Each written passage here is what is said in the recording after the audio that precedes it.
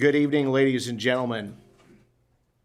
In the spirit of truth and reconciliation, we acknowledge the town of Edson is located on Treaty 6 territory, the traditional and ancestral lands of the Niqawak, Saulteaux, Siksika, Piikani, Kainai, Nakota Sioux, and the Opitimisawak nations. We honor the knowledge of this land, the elders and youth which gather here, and our ancestors who have gathered here for centuries. Council, can I get a motion, please, that the agenda for the April 8th, 2024 special meeting of council be adopted as presented? Go ahead, Councillor Chenard. I'll make the motion to adopt the agenda. Thank you. All those in favor? That motion is carried unanimously. Oh, we got the electronic voting. Forgot about that. Log in your votes, please.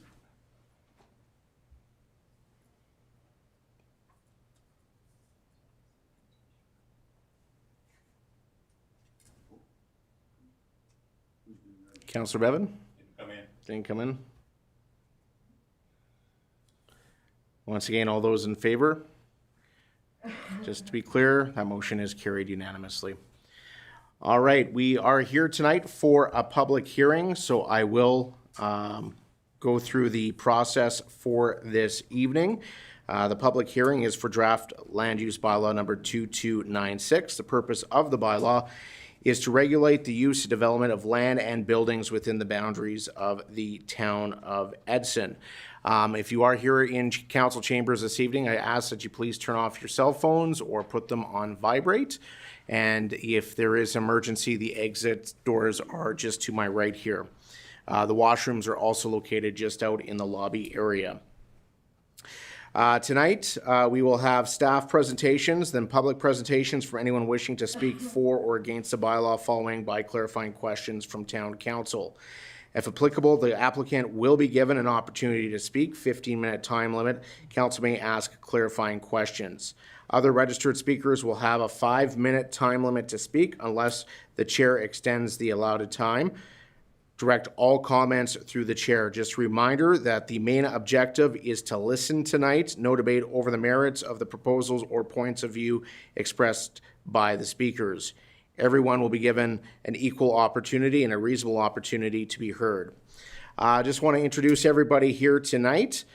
We have myself, Mayor Kevin Zahara, Councillor Crystal Chachka, Councillor Trevor Bevan, Councillor Jean Chouinard, Councillor Ed Moore, Councillor Greg Pasichny, Councillor Peter Taylor, and for staff, we have Christine Beveridge, our Chief Administrative Officer, Clayton Kitlitz, the GM of Infrastructure and Operations, and Julia Darling, the Development Officer. We also have Mr. Paul Hanlon as well with Corporate Services.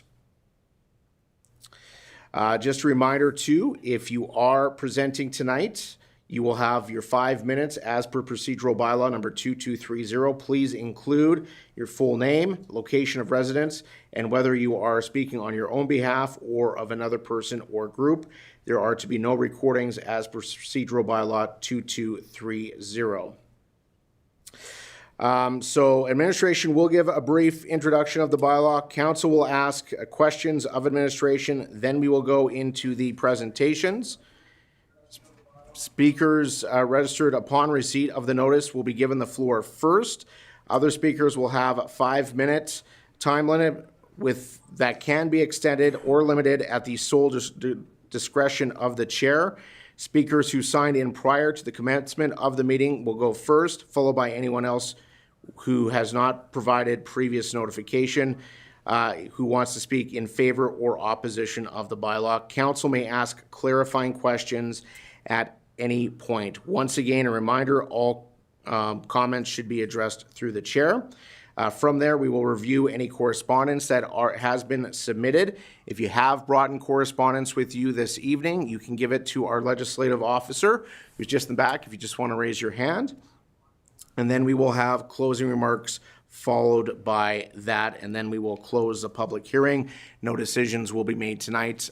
First, second, and third reading of the bylaws will be held at future meeting dates. So with that, I will hand things over to administration to give us an overview. Thank you, Mr. Mayor and Council. It's our pleasure this evening to go over a presentation for the draft Land Use Bylaw number 2296. This is a culmination of about 2 years' worth of work by ourselves, the council, the public, the community, our consultants, and our staff to get us here today. We're being joined. I'm going to co-present the materials today with our consultants from Urban Systems. We have Laura Clark, who's joined us virtually online, and then Becky Sobey is also here from Urban Systems to start the presentation for us, and then I'll take over the back half of it. So I'll turn it over to Becky to get us started. Welcome, Becky.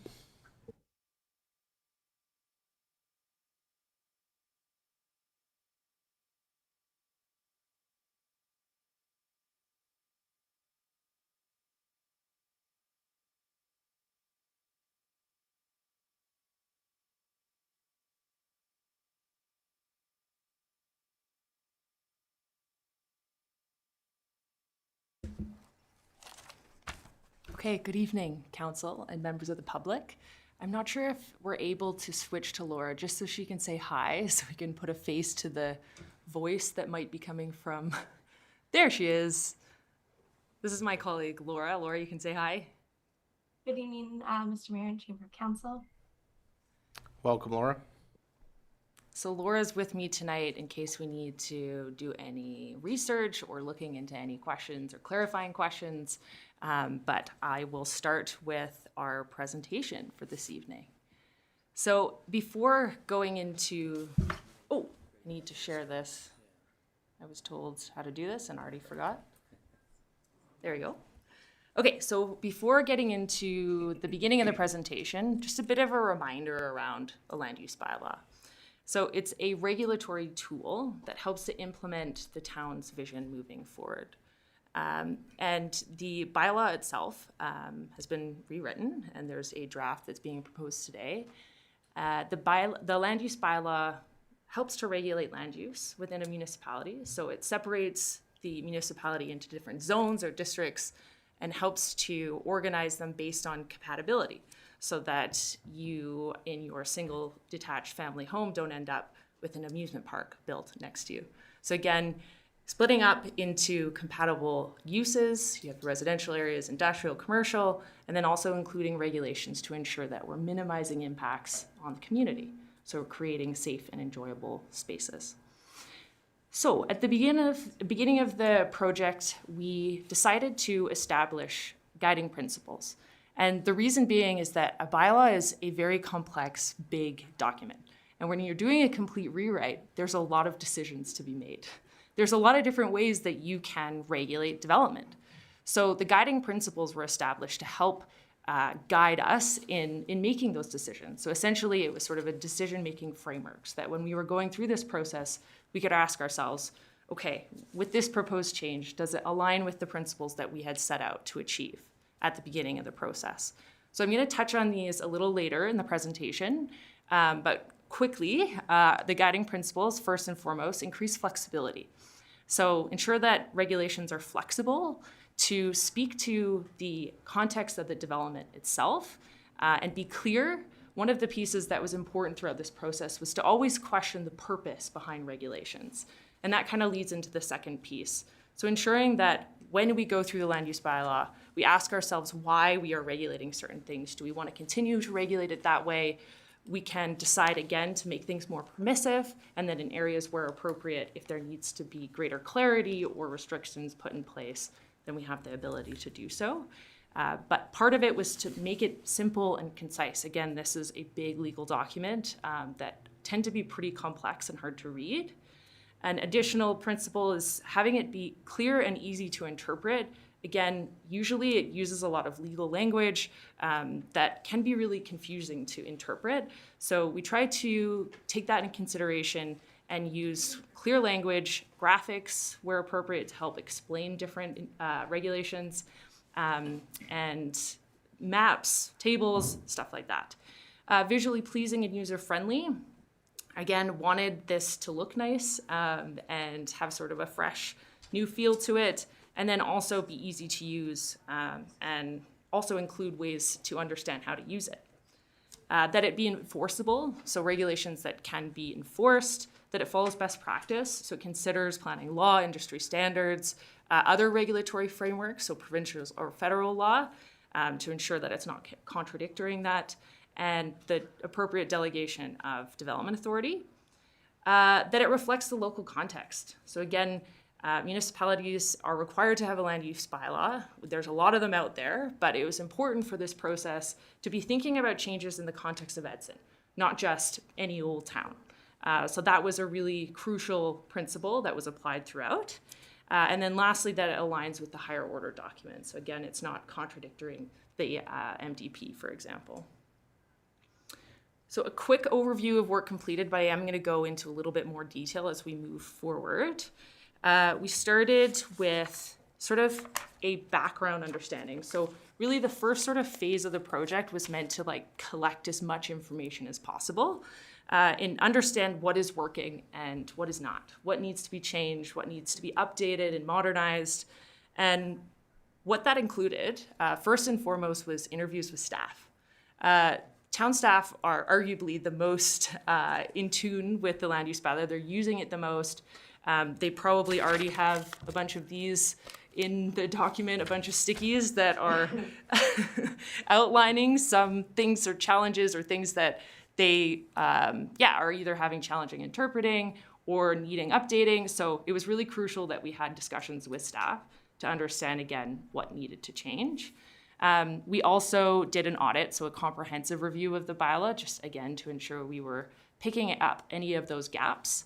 And then we also looked at any relevant documents. So any policy documents or procedures that maybe were land use bylaw adjacent or relevant, again, just to make sure that they are aligning. When we did engagement, same sort of approach. Again, we wanted to collect information and just learn from the community. So the first engagement that we did was really about that. It was asking the community what's important to them. Then we went and did a best practice review. So we sort of understood all that information through our gap analysis and through engaging with the community at the beginning, and went through and looked at comparable municipalities similar to Edson, and different land use bylaws, new ones, just to see what's out there. How are others regulating development?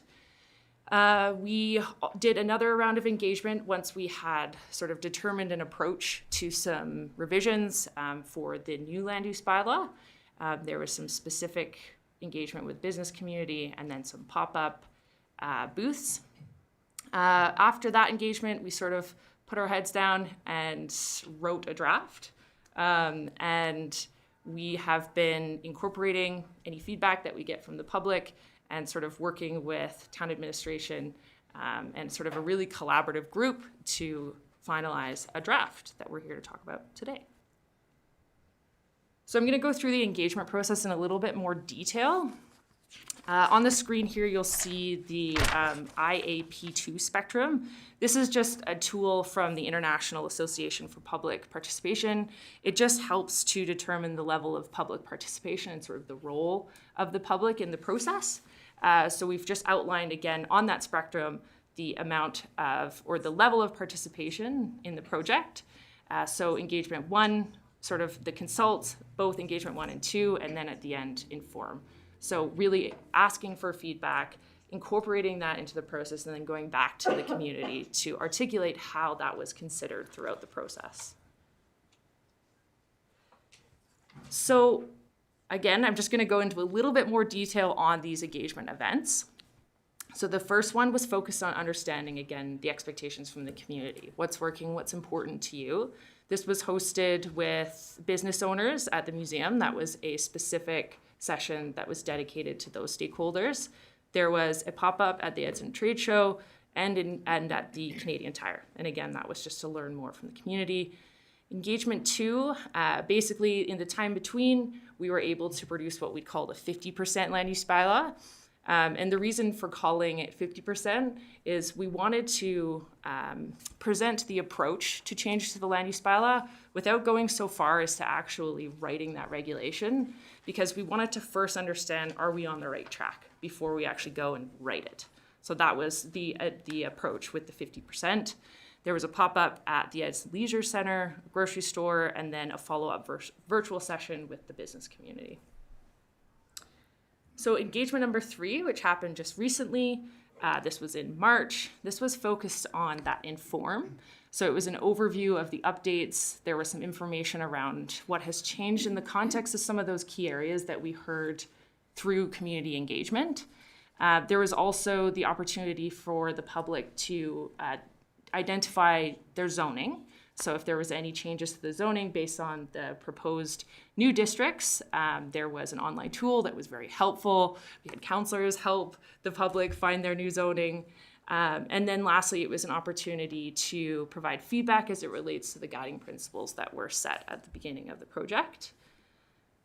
So the tactics used in engagement 3 was that public information session. There was advertising, a survey, and a project website, and I'm going to go through these now. So the public information session was on the 26th of March. The purpose, again, was to share the draft land use bylaw. There was about 35 individuals that attended. There was town staff there and council also to help answer questions and listen to the community's feedback and input.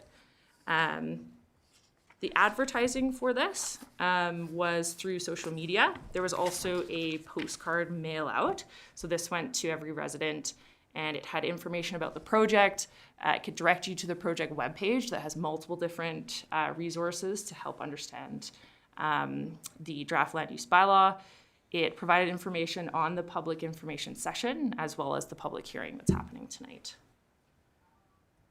There was also an online survey. This was conducted between February 14th and April 1st, and the purpose of this was to highlight some of the changes again in the context of the guiding principles. So in some ways it was a little bit of a test, like how well did we do? Are we hitting the mark with some of the changes we have suggested? We heard from 13 community members. 76% had viewed the previous land use bylaw and or applied for a development permit, so sort of had some experience with the land use bylaw. 38% had participated in previous engagement events for this project. 92 of the respondents agreed that the draft bylaw is more user-friendly. 84% agreed that updates to secondary suite regulations reflected the needs of the community. So again, sort of taking in consideration the local context and the needs of the community. 77% of respondents agreed that the updates to the home occupation helped increase flexibility and support businesses. Something that we heard throughout engagement, especially following the pandemic, that there is more desire to work from home. So providing some flexibility with allowing that to happen and operate businesses from your home. 69% of respondents agreed that the shipping containers, the updated regulations had reflected needs of the community. That was another key area that we were hearing through public engagement was important to residents. As an affordable storage option on site, there was a desire to see more flexibility with allowing these in non-residential areas. The project website, again, like I had mentioned, had multiple different resources where you could learn more about the land use bylaw. There was an animated video that was just a high-level informative video, the survey, of course, the What Has Changed document, which is next, and then website updates. So it was sort of a spot that you could go to understand what's happening with the project. You could see summaries of past engagements, any draft documents that have been posted, but that was updated throughout. So this is the What Has Changed document. It's probably impossible to read from here, but this was posted on the website. It's a downloadable PDF. Again, with it being a full rewrite, it's challenging to be able to describe every single change. This is focused on some of those major changes, for example, the consolidation of the districts, and then changes that were made that relate to those key topics we heard through community engagement, so like secondary suites and shipping containers. Okay, so now we're gonna kind of test ourselves in a little, in a way. As part of this, we wanted to provide examples, again, with it being a rewrite, we wanted to give some more context as to how we sort of measured up to the guiding principles that we established at the beginning. So First, increasing flexibility. Some examples of that, we did add another tier of home-based businesses. So now there's two. There's a greater variety of businesses that can operate out of the home. We also don't require a development permit for a home business minor. So if you're an accountant and you want to run your business out of your home, you don't need a permit. There's also increased options for shipping containers, like I had mentioned before. And then we also heard that parking was important to residents of Edson. We're noticing that a lot of bylaws are trending to reduce parking requirements, but recognizing that there is still concern around ensuring that there's sufficient parking provided. What we've done instead of drastically reducing any requirements, we've added relaxation provisions. So based on the merits of the proposal, there is an ability to relax parking provisions. So for example, if businesses that have a shared parking lot, they might have different operating hours. Again, that might make sense to not then require them to provide the full parking requirements. Simple, concise, and purposeful. So again, using white space to just simplify the document, logical organization of sections, careful language, making sure that we're not being confusing or ambiguous. Simplifying the districts. So that was one of the bigger changes. I believe we went from 27 districts to 18. So what we did is we consolidated those that were sort of similar in their purpose. So we looked for synergies between all the existing districts. And the goal was to ensure that the districts that we end up with are clear and distinct from one another. So we're reducing redundancy. And that process meant us putting sort of all these districts side by side, looking at the different regulations, and where reasonable, going with the more permissive, but recognizing that there is still the existing Edson that we need to take into consideration. So also being cognizant of not creating the legal non-conforming. So it was really just an analysis to create the districts that are proposed today. We also simplified some of the uses. So rather than like very specific, rigid use categories, we tried to go for more broad use categories like industry major, industry minor. Clear and easy to interpret. So the incorporation of graphics to explain regulations. So this is just one of the examples to help explain how you measure building height. And that's going to help interpret some of these regulations. Another example is just illustrations so that you can see what the different types of signages are, or sign types. Visually pleasing and user-friendly, so it's clickable online.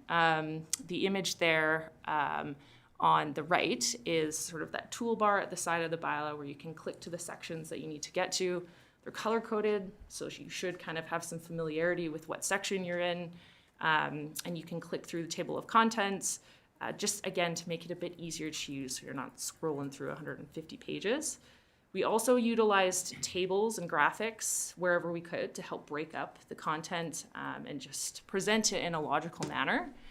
We used visual elements, again, colors, just to make it a little bit more enjoyable and also create an identity for the document as well too. There is also an interpretation of provisions section, so that just helps to understand how to interpret some of these regulations. For example, how do I actually measure a setback or define my lot coverage? Enforceable, so the town collaborated with bylaw enforcement to review the proposed draft bylaw, again, to just ensure that there are no gaps when it comes to creating enforceable regulations. There's also an enforcement section of the bylaw that speaks to that process. Follows best practice. So the draft land use bylaw was also reviewed by legal counsel. The reference to other regulatory frameworks is limited and only in there when needed. Again, the reason for that is that if any of these provincial or federal regulations change, if they're in the land use bylaw, then you'd also have to make sure that you're updating them so they don't contradict. So just simpler to keep them separate. Clear regulations regarding development authority responsibilities, as well as variance powers. Reflecting the local context, again, one of the examples being the shipping containers, hearing that that was a desire to have that more flexible. And that brings us to where we are now. So the public hearing is the opportunity for us to gather input from the public, for council to hear any questions, comments from the public before it's brought for adoption. Next steps following the public hearing, any necessary revisions will be made. We already know there are some to be made and will potentially be some leaving tonight. So we'll work on that before bringing it back to council for consideration for first, second, and third reading, which may or may not be over multiple meetings. But I think that's where my I have one more. So following adoption, one thing that we did want to mention, again, land use bylaws are one of those documents that, again, with there being so many different ways that you can regulate development, it's one of those things that sort of has to be put to the test to see, again, are we on the right track? Is this working for Edson? Is it working for the public? Is it working for administration? So after it's adopted, there'll be a monitoring program. And really that's to track what's working and what is not. And again, that's in the context of the town staff, but also the public, developers, builders, lawyers, real estate agent, everyone that's using this bylaw to get an understanding of what's working and what's not. Make a list of potential amendments and then report back to council. So that's an important part. We say adoption, we think that it's sort of the end of the process, it's really kind of just the beginning. I think that concludes my portion.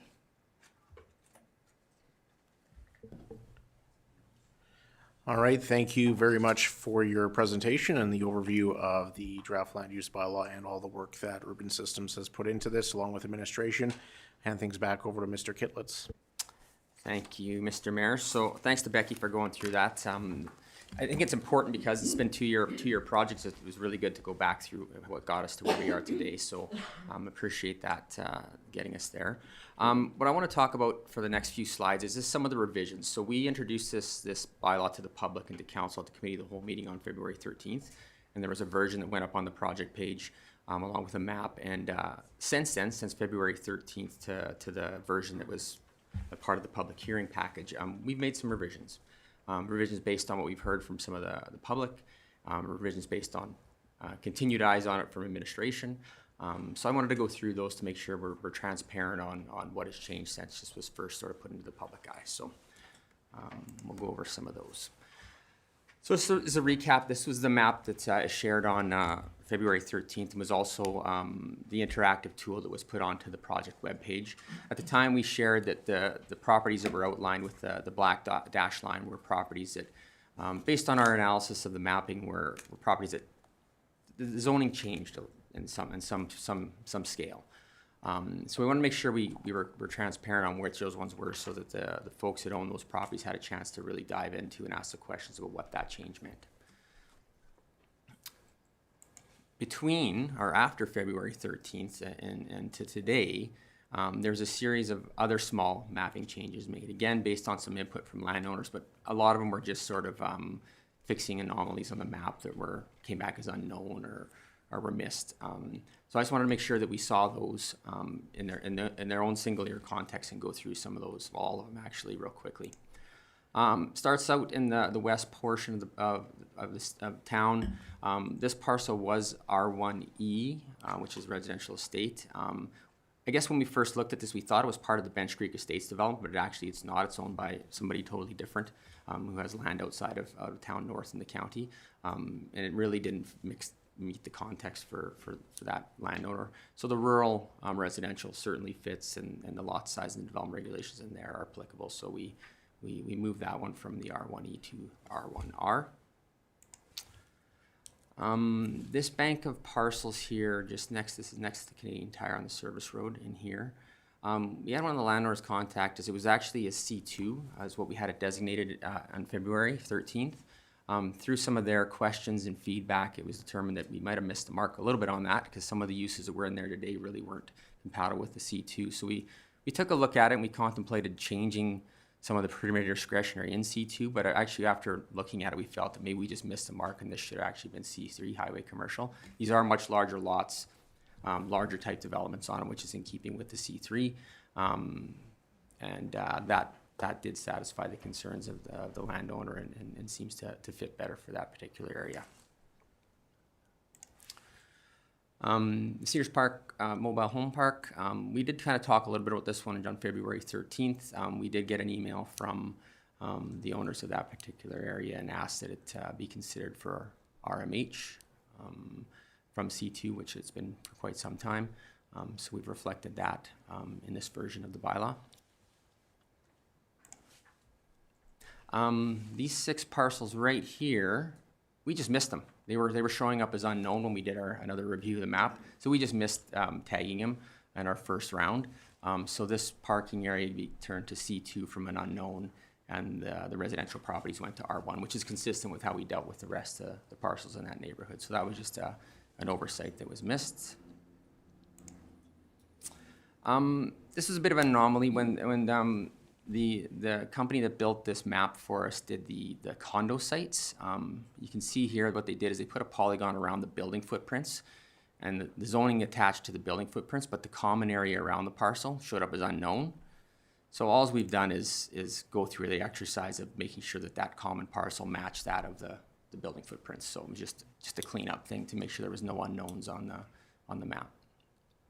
So we did that. This was a unique parcel that showed up unknown. This is an oil lease site. This is our landfill, next to the landfill, and it was showing up as an unknown. We decided not to make it public service, which is what the landfill is, because that land use allows things like daycares and educational facilities, which really isn't an appropriate use next to our landfill. So we thought we'd just leave this one as DCO. I believe it's being decommissioned right now, so I think it's just given its location, where it is and what it is, it's probably pertinent just to leave it as a direct control right now. And the rest were just little parcels that end up showing up as unknown. There were these little squares here in Vision Park. There was a little wedge up here. There was an old, looks like it might have been a railway road allowance. These were all showing up as unknown. So what we did is we just matched the zoning that was around the parent parcel. So their parks are urban reserves. So they were just little anomalies that were sticking around. So we just cleaned those up.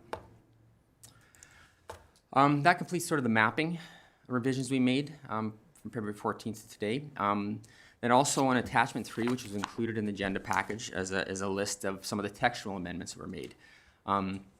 As mentioned, the first 5 pages were based on the email. So on the project page during the third round of engagement, we included an email address that folks could send their submissions to for us to look at. We did look at all those and responded, and the pages 1 to 5 reflect those questions verbatim, and then how we responded to those emails. I'm not going to go through those unless council has any questions and wants to talk about them, but I won't go through them right now. Page 6 of that same document are the amendments, changes, revisions that the administration made, again, through continuing to look at this bylaw and read through it. There was a number of just small clarifying corrections that were made. And again, I won't go through all those in detail, but happy to talk about any of those that the council would like to. And then the final page of that, attachment number 3, these represent revisions that we're hoping will be considered tonight for addition for the bylaw when before we bring it back to first reading. Again, just some clarity. For example, the highway overlay, we address the overlay in the bylaw, but we haven't really identified it on a map. So we should include an overlay on the map. Again, I won't go through all those, but certainly I'm happy to answer any questions that council may have of any of those if they'd like. So with that, I think that concludes our presentation, our formal presentation. We're happy to provide any clarity or answer any questions council may have. Thank you very much, Mr. Kitlitz. A lot of information to absorb, obviously. Council, any questions for administration before we get to the comments from the public?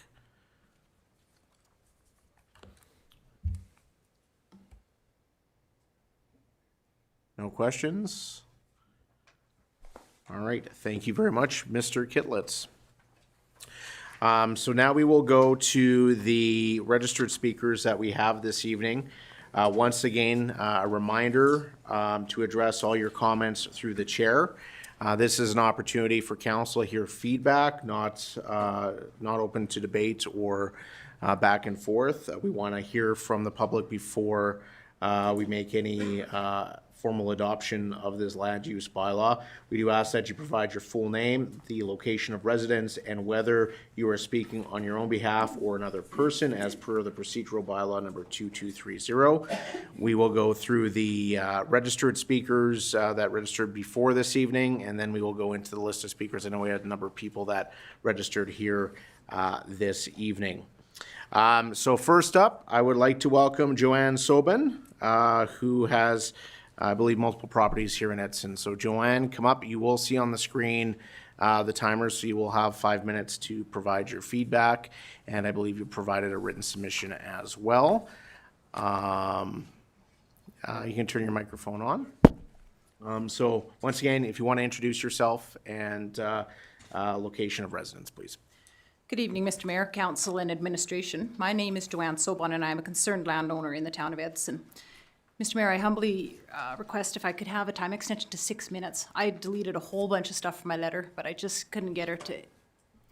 All right, so I will give you till 6 minutes. Everybody will be given 6 minutes, but that be the only time extension. Perfect, thank you.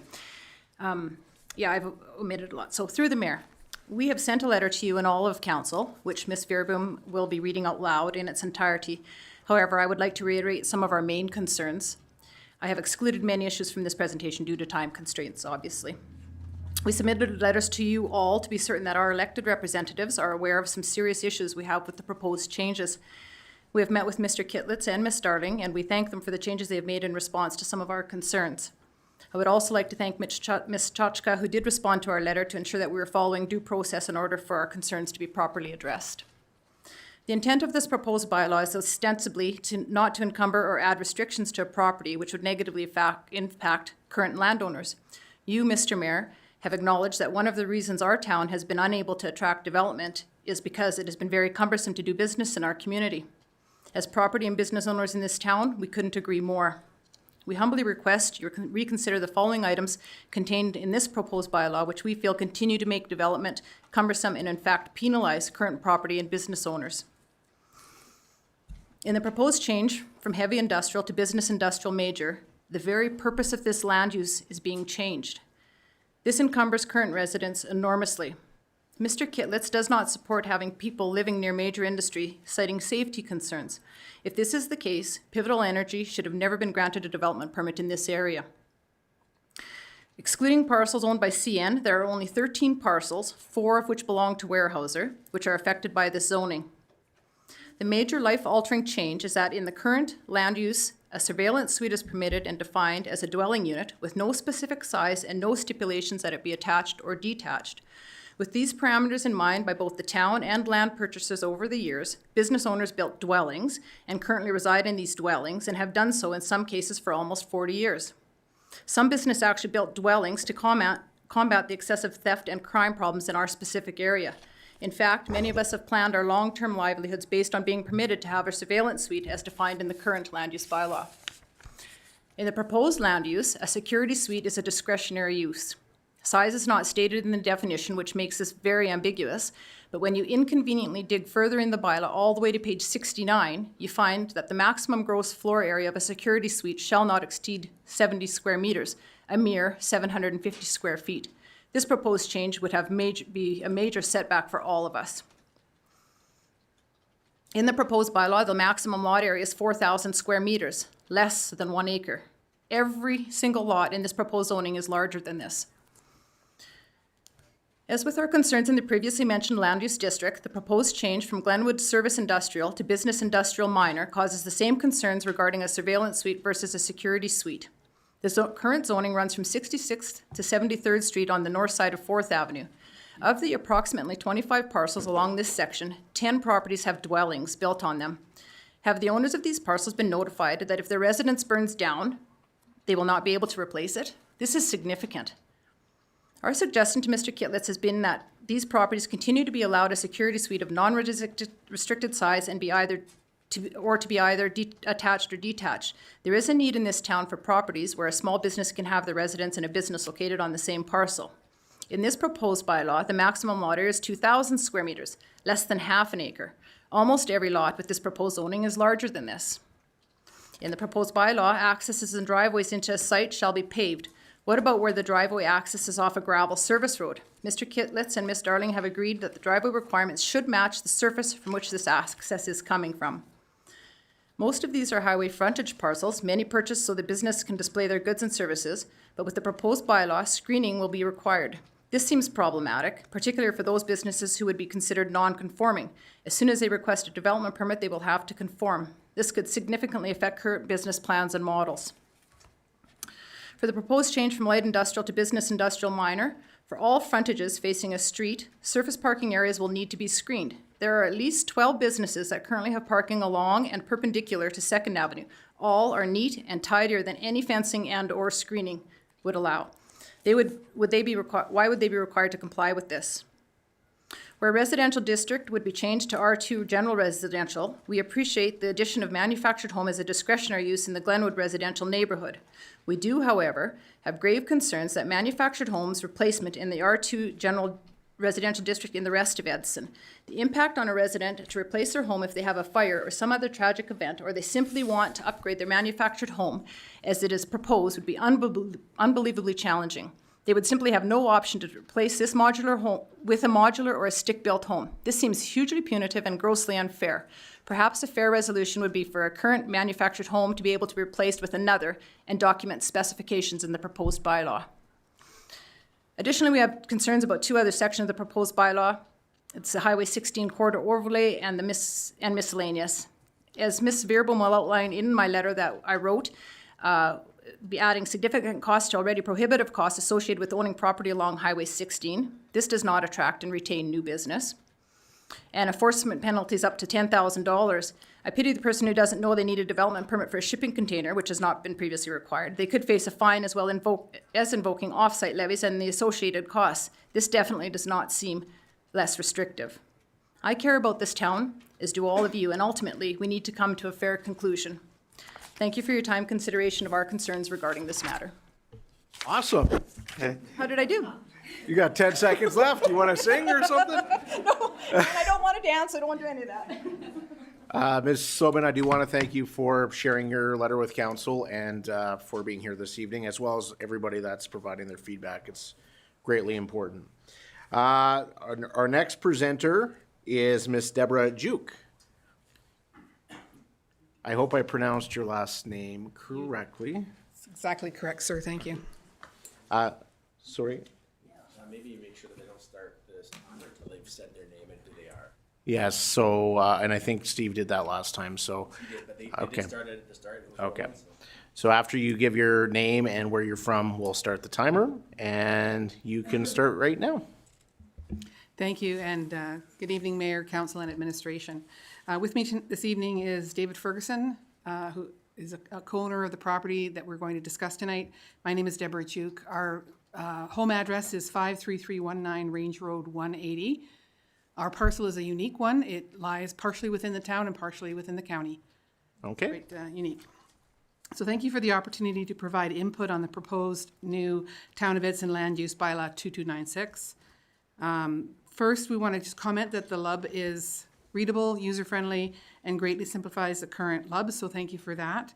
Generally, we supported the initial draft of the new bylaw with one significant exception. The input we're about to present was submitted through the provided engagement portal, and also discussion was had with town administration, who were quite responsive and open and concerned. Our concerns may have already been addressed, as some of the documents tonight indicate, but we would like to read it into the record and highlight it for you regardless, so thank you for the opportunity to present. As mentioned, the parcel is multi-jurisdictional.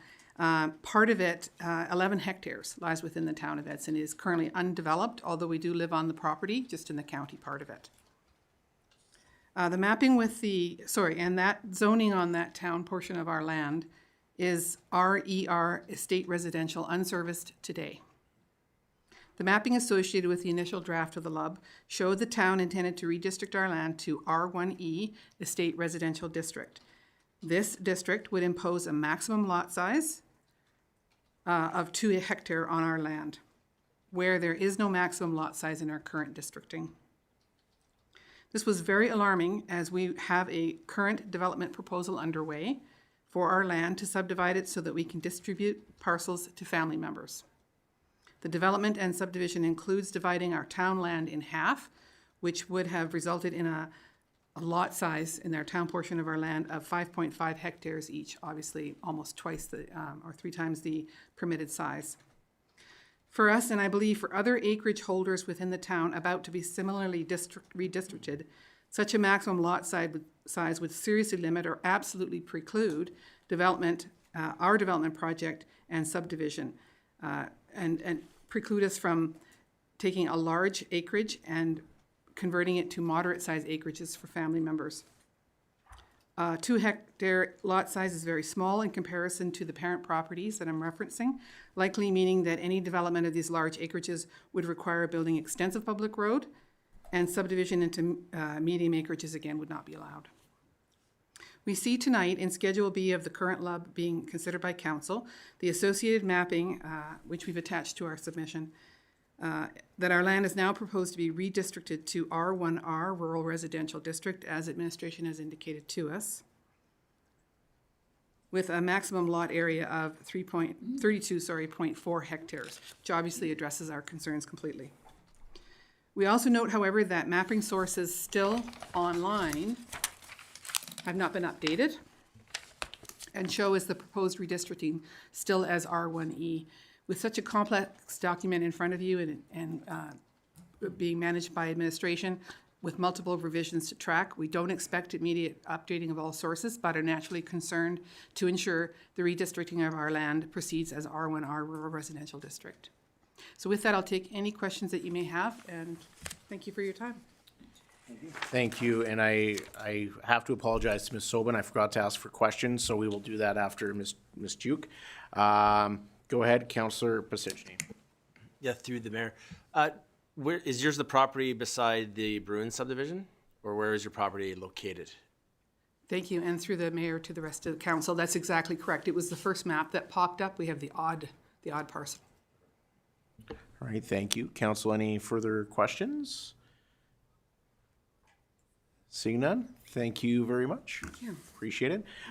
Do we have any questions for Ms. Sobin for her presentation earlier? I do apologize, that was my mistake. No, I guess you're off the hook on that one. Perfect, thank you. Yeah, we all got your letter there, so thank you.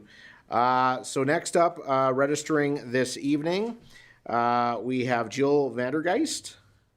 Apologize if I mispronounced your name. Hi, good evening. I have to apologize, my notes are rather scratchy here, so. Okay, just a reminder, just to introduce yourself and your place of residence, please. Yes, so my name is Jill Vandergust, and I live at 6916 4th Ave, and I'm speaking on my behalf. So my main concern is the proposed change to the Glenwood Service Industrial to Business Industrial Minor. Specifically, the changes proposed for dwelling to be changed to security suite of maximum 750 square feet. The other main concern I have is the maximum lot area. What happens to the lots that are larger than the proposed 2,000 meters squared? How will this affect our property taxes? The other concern I have is the lack of access roads and turning lanes off the highway. Is there a plan to further develop those if our access roads are needing to be paved?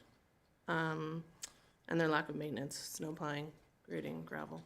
How does this affect the resale value of our properties and our insurance? If we can insure for replacement costs and then it'd only be 750 max square feet. And then I just listening to the first presenter, one of the main goals stated was that home-based businesses was one of the main goals of this council going forward. And this maximum square footage of a security suite directly contradicts that goal. The dwellings that are already there are home-based businesses for the most part. So I have a really large concern with that. So, anyways, yeah. Okay. Thank you.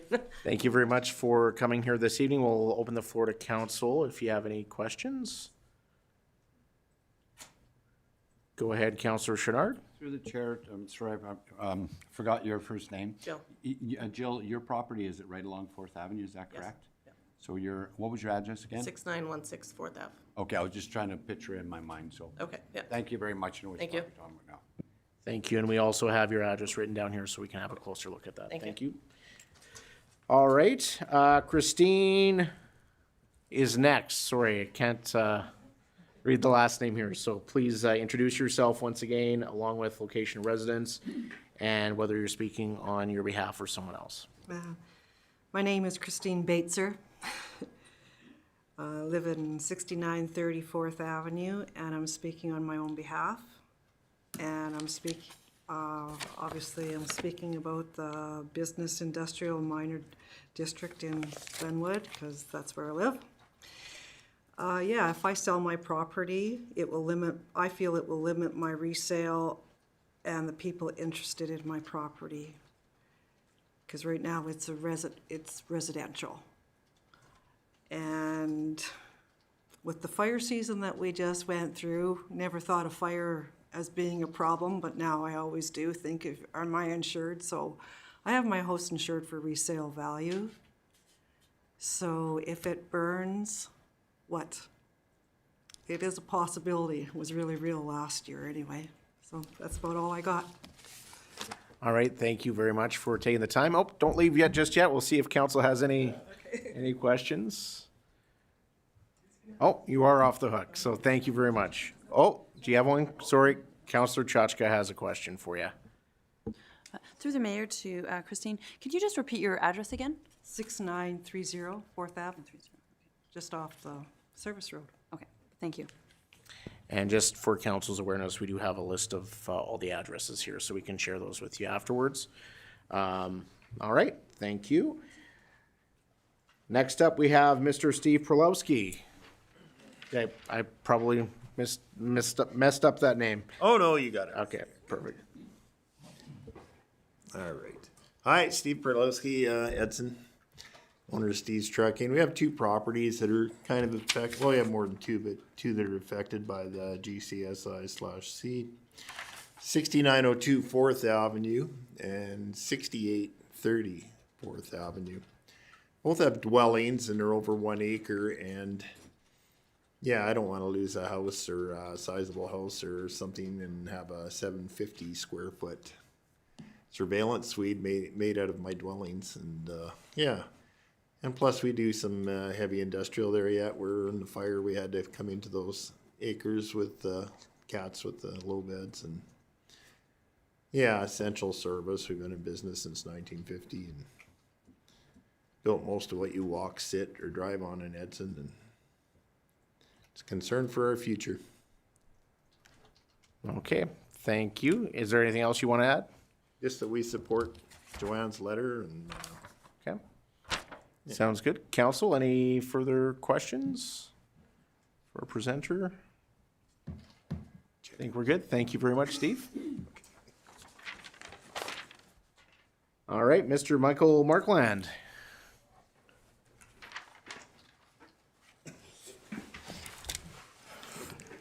Hello, good evening. My name is Micah Markland, business owner, developer in Edson for the past 30-some years. Resident of Yellowhead County and own property in Edson, but that's not what I'm here to talk about tonight.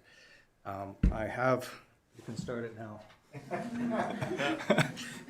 I have no vested interest in properties that we're talking about here tonight, but would like to, in contrast to what everybody else is talking about, is the development in the R1 and R2 districts, in the residential changes that are going to, that have been proposed. I guess starting in the R1, I guess I did provide a letter, and I believe that's going to be read later. Okay, so this is kind of my exposition of it. In the R1 zoning, I guess I found some, in the discretionary uses, wording of duplex/secondary suite. That's page 108 in the R1B. And with going to the glossary of terms means a building containing 2 dwelling units. Each unit has a individual and second access and is located on the same lot. This does not include a secondary suite or semi-detached dwelling. I believe in reading this that it can be somewhat misleading as a developer trying to provide high-quality residential occupancies for individuals that are moving to the town or already living in the town. And I believe this reading, I did in the handout that you'll probably see, I highlighted the same lot. In my view, this would create a high-value property that would have to be in the future, either, well, for one, developed, and in the future have to be sold. And typically this type of dwelling would be entry-level housing. And with that classification that it is on one lot would have to be sold as a single parcel, which then you're basically trying to sell 2 starter homes to one individual with the potential that they could maybe rent out the other part. But that said, that defeats the purpose, I believe, of that, or somewhat misleading in those. In all of the general land use, the side yard minimum setback depends on whether there's a lane or laneless subdivision. And the current, I can't recall, I did look it up today, the current minimum side yard setbacks are substantially less than what the zoning changes, going to be to minimum 2.4 meters for dwellings with a alley or 3 meters. And again, you can read this later, and and is there a way there's significant ways of fire rating exterior walls to reduce minimum side yards. So I'll go to my smaller scale. So the majority of the town of Edson is divided up into 50-foot residential lot parcels in, let's say, the bulk of the residential zoning. So in that, with taking the setback off from each side is going to limit the maximum width of 34 feet, which then to provide a house that's 34 feet as a starter home, you're limiting the number of potential bedrooms and forced to develop up, and we are not the town of Edmonton or city of Edmonton or Calgary. If just to get to my R2 discussion, basing the majority of the town off of a 50-foot lot parameters, that is 15.24 meters by 42.67, I believe, which is 650 plus square feet. And in the R2 designation for both multi-unit and semi-detached, multi-unit would be more than 2 dwellings, and semi-detached would be the duplex option that could be on 2 lots. On page 112, I believe, there's the size of both the multi-unit and the semi-detached dwelling sizes, and the multi-unit dwelling size can fit within the setback requirements of that 50-foot lot parameter, meeting the parking regulations and meeting the square foot regulations, but they have put the minimum width of the property as 20 meters front face parcel width, and the same with the semi-detached as 11 meters. And in the town there are no parcels that match, there are very few that match that criteria. Thank you very much. That concludes your time limit, but we will open the floor to questions, and we do have your written submission as well. So, Council, do you have any questions? Go ahead, Councillor Pasichny. Yeah, through the chair to Mr. Margolin. All your concerns are highlighted in your letter? Yes. I just, because as a builder, that's good information for us to have, so if it's detailed in there, then Can I add? Okay. I believe this is actually more restrictive if in parcel size, restricting what, there are more options or optional things that can be developed, or like accessory businesses and day home and stuff like that. My concern obviously is providing good quality housing inventory for the community. If we could speak to the R1 with this discretionary suites, basement suites, I've actually done a couple of these, and in good new neighborhoods, and the owner, when they tried to sell it afterwards, they actually had to take out the suite because there was no market for it. Okay. Interesting.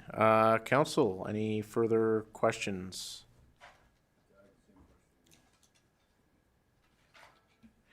Councillor Chachka. Thanks, through the chair to Mr. Markland. Thanks for being engaged throughout this whole process. I know you've been at it ever since the beginning. So you've kind of alluded to what it is that you're not liking about it.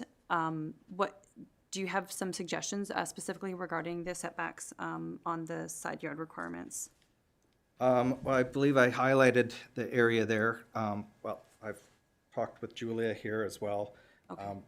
Kind of the problem is you can't get a building permit without prior having a development permit, and the town won't obviously issue a development permit that's closer to the property line that's going to be in this bylaw, although there are significant ways of building construction technologies that create fire-resistant walls, similar to a shared wall between a duplex, but far better. All right, thank you. Council, any further questions? All right, well, thank you very much for your presentation and your letter as well, and we'll take that into consideration. Mr. Dan Batterdock. Good evening. My name is Dan Batterdock. I live in 4629 Fort Avenue. And zoning has changed, thank God, after we fight for it for a long time. Changed to R1 Low Destiny Residential, I believe. My question is, before, when it was commercial, if it's burned more than 75%, we're not allowed to rebuild. Now, as the R1, are we allowed to build? Because the bank have big problem with it, like for mortgaging before. They can't give us a mortgage before because, oh, your house, if it's burned, you can't rebuild it, so we can't give you a mortgage. So that's my first question. So any zoning, and this is not really question answer period, but as long as the zoning meets the requirements of the land use bylaw, then yes, you would be able to rebuild. Be able. Okay, and second question, I don't know if this is in this session as well, to the compliance letter. Compliance letter, before it used to come like as non-confirmed because it's a commercial, residential use in a commercial highway. And now how this is gonna be rewriting? Is it gonna be rewriting as a residential 100% or, because we're still in the 4th Avenue, we didn't move the application, so. So once again, that would be a question for administration, which you can ask after the meeting, and then we can clarify that for you. Tonight after. Yeah, tonight. You can talk to Mr. Kitlitz or. That's it. back. Thank you. Okay, thank you very much. Questions? It's more for us to hear your feedback tonight, so Your feedback is that you're happy. Thank you very much. All right, thank you. Miss Leanne Richardson, is she in the other room?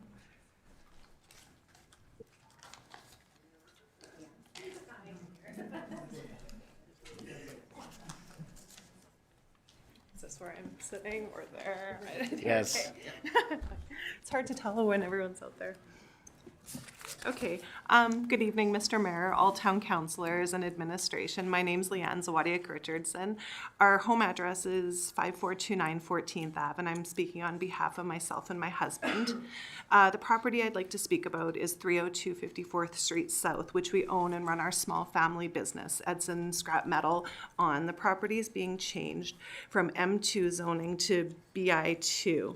Our concern with this change is it going from a surveillance suite to a security suite, which is a discretionary use on the new zoning. The previous M2 zoning allowed us to have a surveillance suite with no limit on size or specifications. This new zoning of BI2 now calls for a security suite and has limitations on size.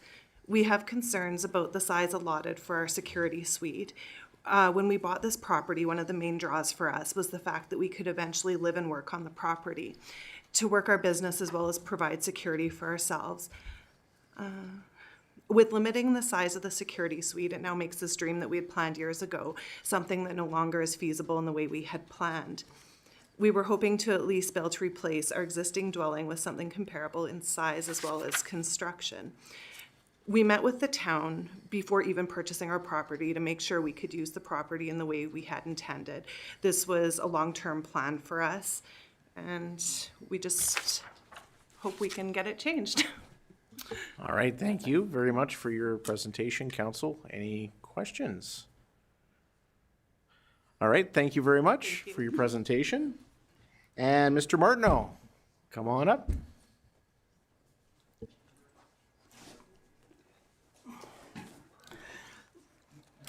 Mine's pretty much, oh, Dan Martineau, Mr. Mayor, everybody else.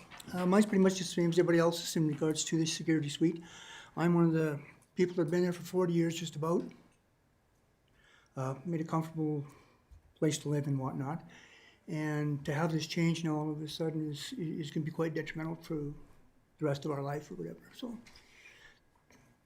just to let it be known that I don't know what the whole answer is yet with how big of a suite we're allowed to replace with. And that's all I have. Okay, thank you, Dan, for taking the time. Council, do you have any questions for Mr. Martineau? Thank you. So that concludes our registered speakers. Is there anyone here that hasn't registered that would like to speak, either for or against the land use bylaw? All right, thank you very much. And I'd like to thank everybody for taking the time to be here this evening. This is a massive document, and it's important that we did receive your feedback tonight. So we'll hand things over to our Legislative Services Coordinator, who will read in our written submissions. Go ahead, Ms. Veerboom. Thank you. And you have more than 6 minutes to read in these submissions. Thank you. I appreciate that.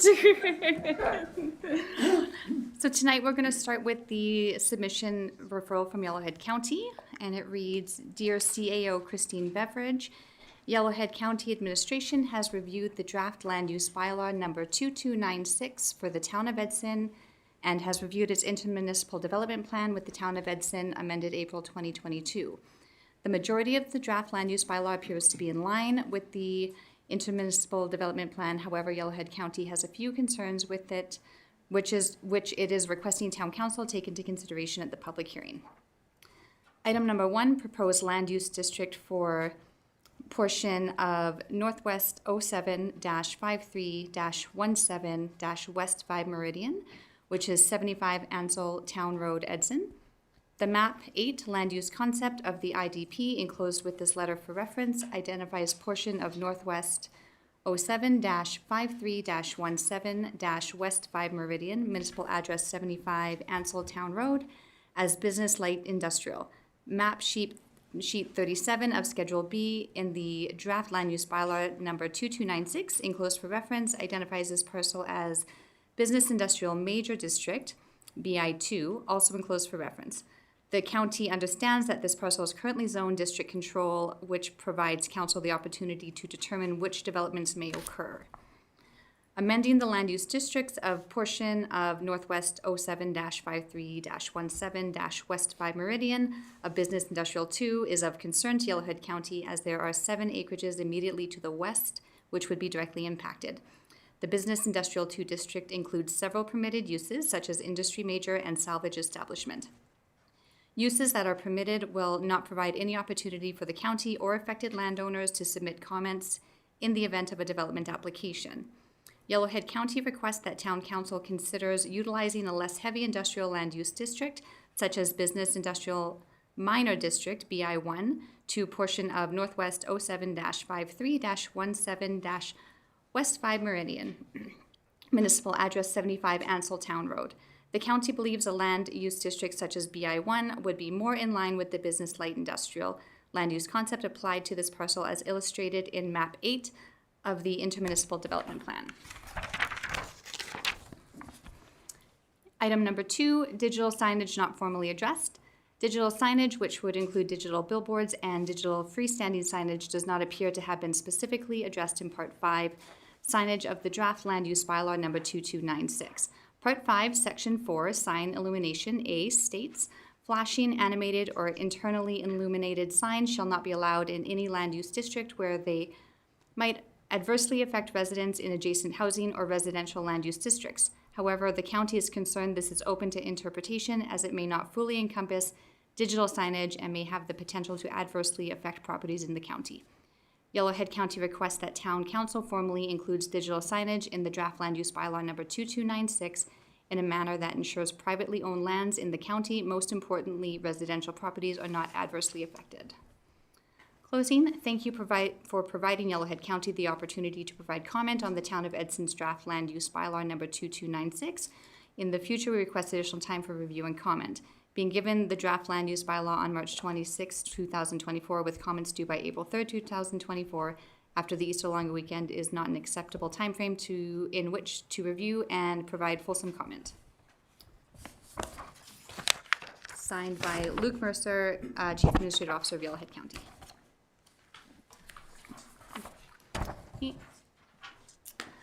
Next, we will read the letter submitted by Micah Markland. I would like to thank Council and Administration for undertaking the task of rewriting the land use bylaw and the open request for feedback. As a general contractor and developer in the community for over 20 years, I would like to offer some thoughts and open some discussion and/or clarification to a variety of things observed in its reading.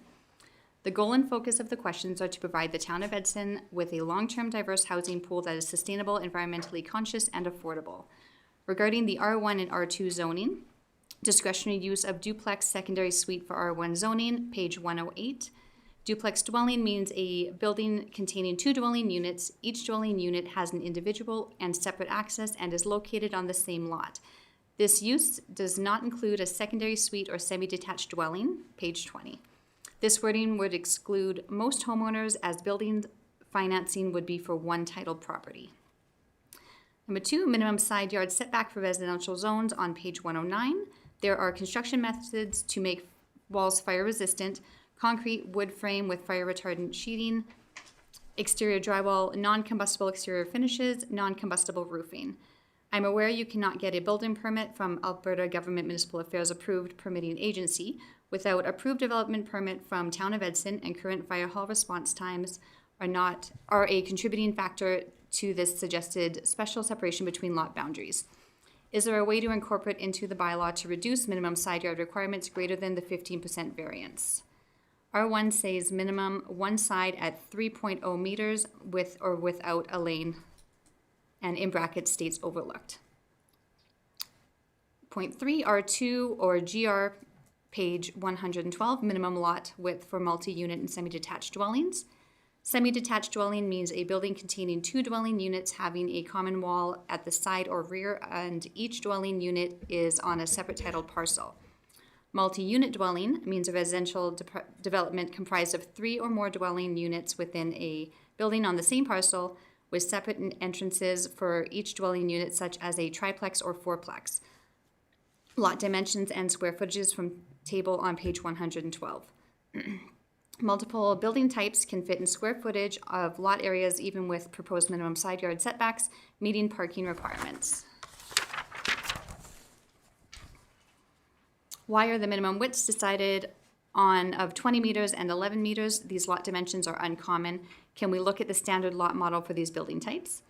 I believe this will eventually lead to brown spaces or areas in old neighborhoods that have single homes condemned being removed with minimal interest in development of single-family residence.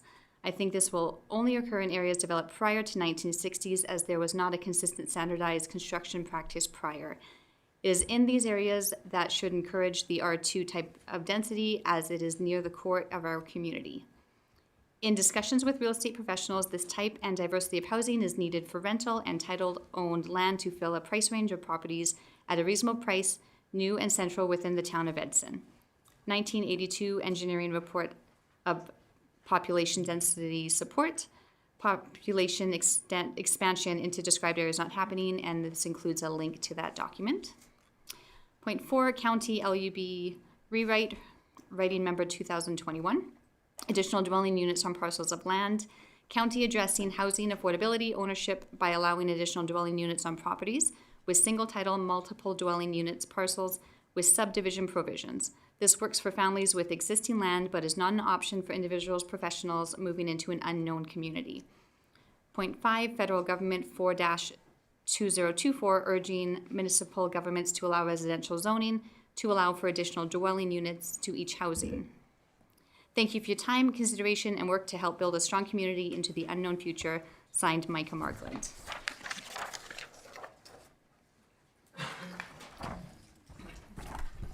Okay, and the third letter we have submitted from Joanne Sobin and Brian Thompson.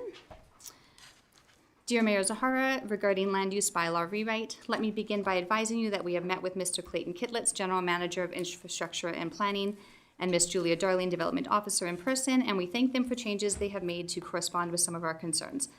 Unfortunately, we were not able to attend the public information session on March 26th. We would like to be certain that our elected representatives are aware of some serious concerns we have with the proposed changes. During the February 13th Committee of the Whole presentation by Mr. Kitlitz and through further discussion by Council, it was clear that the intent of this proposed bylaw is not to encumber or add restrictions to a property which would negatively impact current landowners. You, Mayor Zahara, have acknowledged that one of the reasons our town has been unable to attract development is because it has been very cumbersome to do business in our community. As property and business owners in this town, we couldn't agree more. We humbly request you consider the following items contained in this proposed bylaw, which we feel continue to make development cumbersome and, in fact, penalize current property and business owners. We heartily agree with attracting new business. However, current businesses, the backbone of this community, should also be given due consideration. Address 625-54th Street South, current land use M2 heavy industrial, proposed land use BI-2 business industrial major, section 11.13. Current general purpose of district, this land use is generally intended to establish an area for industrial uses which do not cause objectionable or dangerous conditions beyond the boundary of the land use district wherein the parcel is located. Uses permitted in this land use district include those which are not permitted in the M1 light industrial district.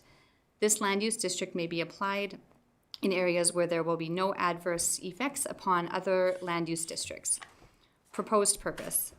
The purpose of this district is to provide the industrial uses whose external effects may extend beyond the boundaries of the site and shall be located on the fringe of the town boundary. Impacts of these uses should not adversely impact or extend to any surrounding district. The very purpose of this land use is being changed in this proposed bylaw. This encumbers current residents enormously. We understand that this will be non-conforming and do not have to change anything at the moment. However, should a building be destroyed, we would then have to build back to the new specifications. During our meeting with Mr. Kitlitz, he advised that he does not support having people living near major industries citing safety concerns and vaguely comparing this to what we refer to as Refinery Row in Fort Saskatchewan. If this is the case, Pivotal should never have been granted a development permit in this area. With all due respect, these parcels south of the railroad's tracks and two others zoned as such do not compare to large urban centers. There are only 13 parcels, 4 of which belong to Weyerhaeuser, not including those owned by CN. all of significant size which are affected by this zoning. The major life-altering change is that in the current land use, a surveillance suite is permitted and defined as means a dwelling unit as defined in this bylaw used solely to accommodate a person or persons whose official function is to provide surveillance, maintenance, and/or security for the development which constitutes the principal use of the parcel. The surveillance suite shall be clearly a subordinate part of the development with which it is associated. Dwelling unit is currently defined as means a complete building or self-contained portion of a building, set, or suite of rooms for the use of one or more individuals living as a single housekeeping unit, containing sleeping, cooking, or separated or shared toilet facilities intended as a permanent or semi-permanent residence not separated from direct access to the outside by another separate or self-contained set of suite of rooms.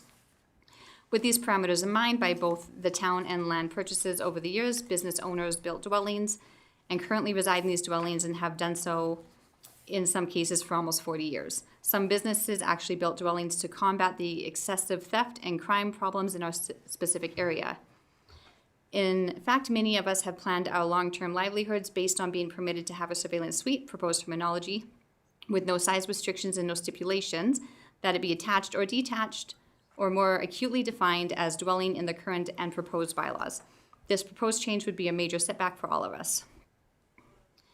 In the proposed land use, a secondary suite means an accessory building or portion of a building that may or may not include a dwelling unit, accommodating a person responsible for surveillance or maintenance of the development or parcel, is permitted or discretionary.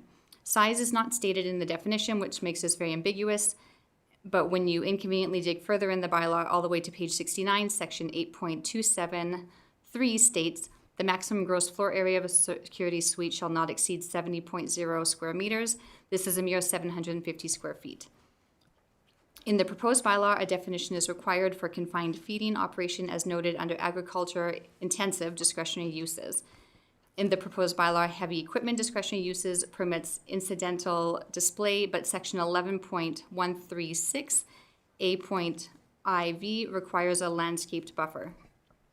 In the proposed bylaw, industry minor discretionary uses permits transshipping and associated storage of materials, goods, and equipment, including petrochemical products and supplies, but industry major permitted uses does not allow this. Two main businesses in this zoning, Pivotal Energy and Energetic, transship as a main part of their businesses. Why would this be discretionary? In the proposed bylaw, industry minor discretionary uses allows intermodal facility, integrated facility with trailers, shipping containers, and other freight containers are transferred between intermodal rail cars and highway carriers, or where dry or liquid bulk and packaged commodities are transferred between conventional railroad freight cars and highway carriers. But industry major permitted uses does not allow this.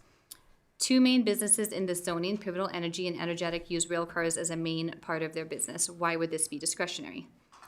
In the proposed bylaw 11.135C, the maximum lot area, 4,000 square meters. This is less than 1 acre. Every lot in town with this proposed zoning is larger than this. In the proposed bylaw 11.136 AIV, whenever outdoor storage faces a highway or arterial road, it shall be screened with a landscaped buffer. This is novel since most of the affected properties are located on the road to the landfill, which is one of the most poorly maintained, dusty, and dirty roads in this town. Address 6624 4th Ave and VV 4th Avenue. Current land use GSI-C, Glenwood Service Industrial Commercial. Proposed land use BI1, Business Industrial Minor District, Section 11.12. I'm just going to pause you for a second, Amanda. Would you like a drink of water? I'm okay. Thank you. I'm okay. Okay. In the current land use, the surveillance suite is a discretionary use and defined as means a dwelling unit as defined in this bylaw used solely to accommodate a person or person whose official function is to provide surveillance, maintenance, and/or security for the development which constitutes the principal use of the parcel. The surveillance suite shall be clearly a subordinate part of the development with which it is associated. Dwelling unit is currently defined as means a complete building or self-contained portion of a building, set, or suite of rooms for the use of one or more individuals living as a single housekeeping unit containing sleeping, cooking, and separated or shared toilet facilities, intended as a permanent or semi-permanent residence not separated from direct access to the outside by another separate or self-contained set or suite of rooms. In the proposed land use, a security suite means an accessory building or portion of a building that may or may not include a dwelling unit, accommodating a person responsible for surveillance or maintenance of the development or parcel, is permitted or discretionary. Size is not stated in the definition, which makes this very ambiguous, but when you can inconveniently dig further into the bylaw all the way to page 69, section 8.273 states the maximum gross area for a security suite shall not exceed 70.0 square meters, a mere 750 square feet. The current GSI-C zoning runs from 66th Street to 73rd Street on the north side of Highway 16, 4th Avenue. Along this section of the 25 parcels with the zoning, 10 properties have dwellings built on them. Have the owners of these parcels been notified that if their residence burns down, they will not be able to replace it? This is significant.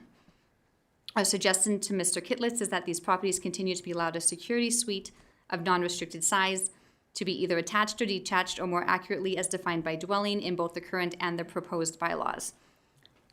There is a need in this town for properties where a small business can have their residence and business located on the same parcel. Mr. Kitlitz did agree there is a need, and he referred to it as live, work. However, we do not agree with the definition in relation to our suggestion as it is currently laid out in this proposed bylaw. In the proposed bylaw 11.125B, the maximum lot area 2,000 square meters. This is less than half an acre. Almost every lot with this proposed zoning is larger than this. In the proposed bylaw 11.126X, accesses and driveways into a site shall be paved to the rear wall of the principal building or 15 meters from the lot line, whichever is lesser. We have two parcels where the driveway access is off a gravel service road. When discussed with Mr. Kitlitz and Ms. Starling, they agreed that the driveway requirements should match the service from which this access is coming from. Most of these are highway frontage parcels, many purchased so the business can display their goods and services. Several of the permitted and discretionary uses will be negatively affected by having screening installed. 11.126 IV states outdoor storage of goods, products, materials, or equipment may be allowed within the rear yard provided they are screened and not visible from the street as per section 8.15. Fencing in section 8.16, screening fencing to the satisfaction of the development authority. This seems problematic, particularly for those businesses currently non-conforming. As soon as a development permit is requested, the non-conforming will have to conform, and unknowingly this could significantly affect business models or plans. And I apologize, I will pause for a drink of water. Totally understandable.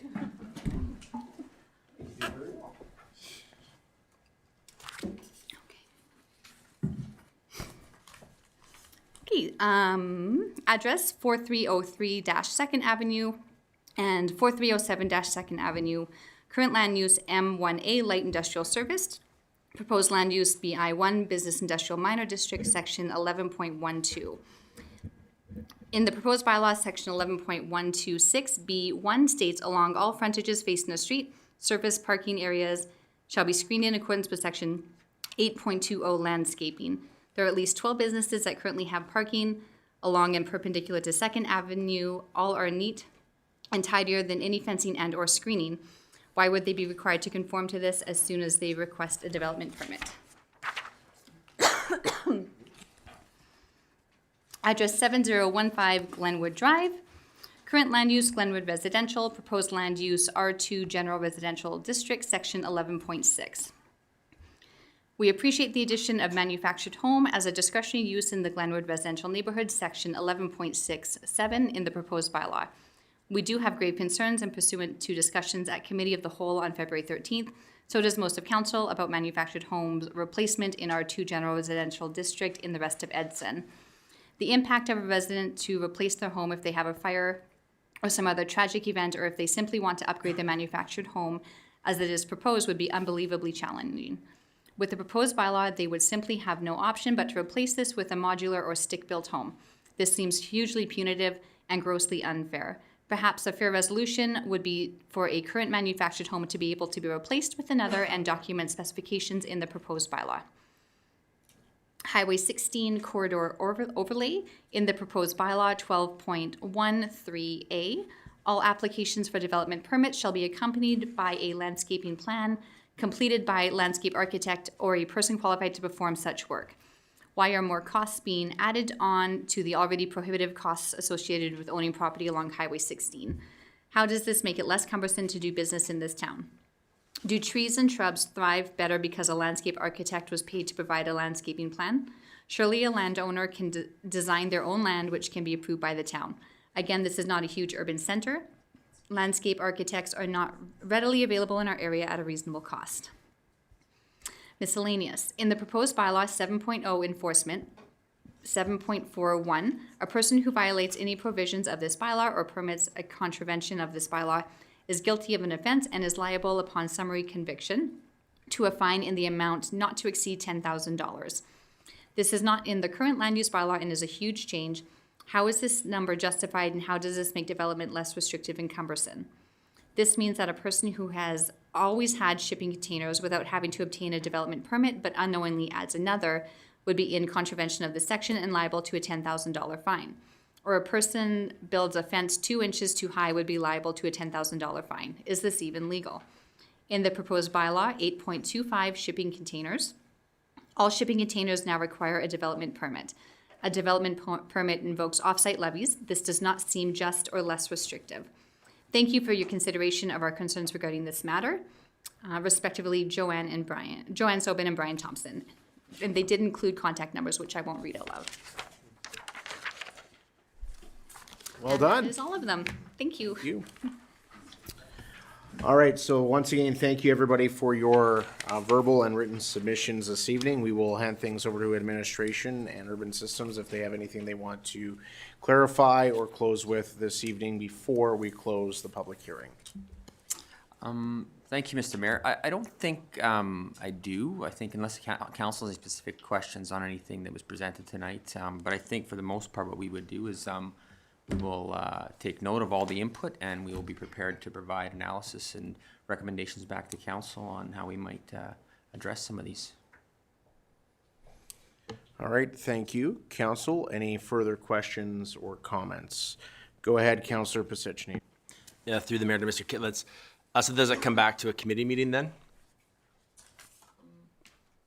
Through you, Mr. Mayor, I don't think that was a plan of ours, but given this sort of alternate route we've taken by doing a public hearing first, it's certainly something we could consider.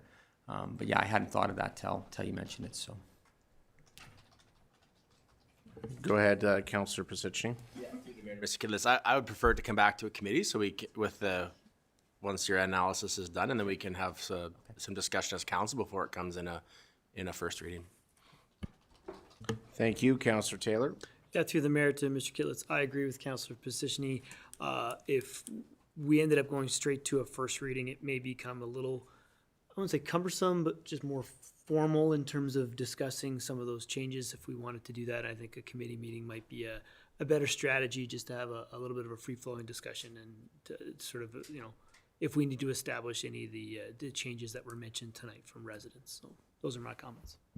Thank you, Councillor Chenard. Just doing a follow-up on the committee meeting, and if need be, we have that fourth Tuesday. I'd like to see it discussed in length before it comes to a council meeting. I totally agree. Thank you. Council, any further comments? Go ahead, Mr. Kitlitz. If I could, Mr. Mayor, just one thing I wanted to make sure council and the public are aware. If there are substantive changes to the draft that was presented tonight at the public hearing, it will require a trigger another public hearing. Now, substantive is, we'll have to analyze what that substantive is. If we change a word or a definition, it might not be substantive, but if we added a new district or severely changed a district, that would be considered substantive, and we would trigger another public hearing. So just to keep that in mind, not that I'm saying we don't have to, we don't want to do that. I'm just saying it's something we have to be aware of, that's all. Okay, thank you, Councillor Pasichny. Yeah, through the mayor, Mr. Kitlitz. That's okay. Thank you. Council, any other questions or comments? So I do want to thank you for your work on this. As you mentioned, this has been 2 years in the making. I do believe that having another discussion at committee of the whole before first reading would be appropriate. Keeping in mind, we are not going to be rehashing the entire land use bylaw. We need just to focus on the comments that we heard today before council makes its final determination before first, second, and third readings. With that, if there's no other further comment from administration, we will take a motion for adjournment. Oh, hang on. Go ahead, Miss Beveridge. Go ahead. Mr. Mayor, you do have to close the public hearing. Oh, yes. I hereby close the public hearing. Thank you. Go ahead, Councillor Chenard. I'll make the motion for adjournment. All right, thank you. All those in favor? That motion is carried unanimously. Thank you.